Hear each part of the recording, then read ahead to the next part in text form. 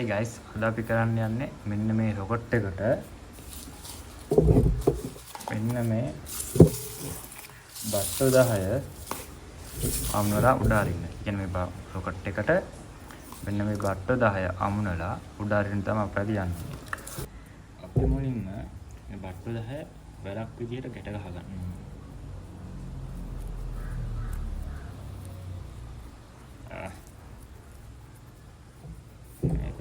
වැලක් විදියට අපි ගැට ගහ ගන්න ඕන රොකට් එකේ අමුණන්න කලින්. මේ විදිහට එකක් පස්සේ එකක් වැලක් විදිහට 10ම අමුණගත්තා.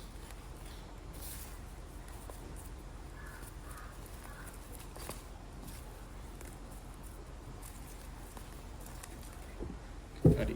ඉතින් බට්ටු වල නම් හදාගෙන ඉවරයි. ඉතින් රොකට් එක මෙතන රොකට් එකේ කූර. අපි රොකට් එකට තමයි රොකට් කූරට තමයි බට්ටු එක සෙට් කරන්නේ. මේ විදිහට මේ හරියෙන් එල්ලන්න ඕන බට්ටු වල ඒක කරනවා. හරි අය බට්ටු වල කට ගහලා තමයි ගැලවුණා. මෙන්න මේ විදිහට රොකට් එකට රොකට් එකේ ගින්දරෙන් බට්ටු වල පත් වෙන විදිහට අපි හදා ගන්නවා. මෙන්න මේ විදිහට. ඔන්න එහෙනම් අපි රොකට් එකට බට්ටු ටික අමුණගෙන ඉවරයි. දැන් තියෙන එක පත්තු කරන්න. එහෙනම් අපි යම් පත්තු කරන්න.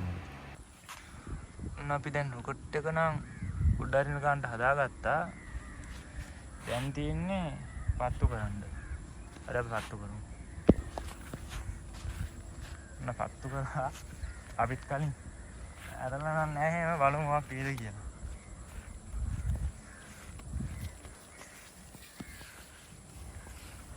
ඒද ගන්න නැහැ මෙහෙටම.